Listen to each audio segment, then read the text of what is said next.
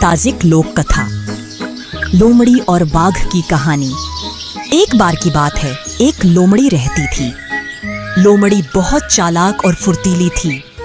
एक दिन वह कोई पक्षी पकड़कर खाने की सोच रही थी। वह रास्ते पर चल रही थी कि अचानक उसके सामने एक बाघ आ गया। बेचारी लोमड़ी डर गई, डर के मारे कांपने लगी और भागने लगी। वह भागता रहा और अचानक उसके सामने एक गहरी खाई आ गई। उसके पार जाना नामुमकिन था। समझ नहीं आया क्या करे, तो वह एक बड़े पत्थर पर चढ़ गया और रोने लगा। बाघ ने हैरान होकर पूछा, अरे लोमड़ी, तुम्हें क्या हुआ? तुम क्यों रो रहे हो? आह, मैंने आपको देखा और तुरंत आपके पिता की याद आ गई।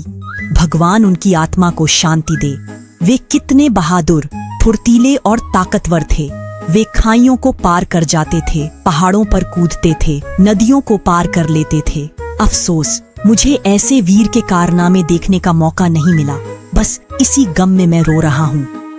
यह सुनकर बाघ गर्व से भर गया, सिर ऊंचा किया और अपनी ताकत और फुर्ती लोमड़ी को दिखाने के लिए खाई में कूद गया और सीधा सबसे नीचे जा गिरा।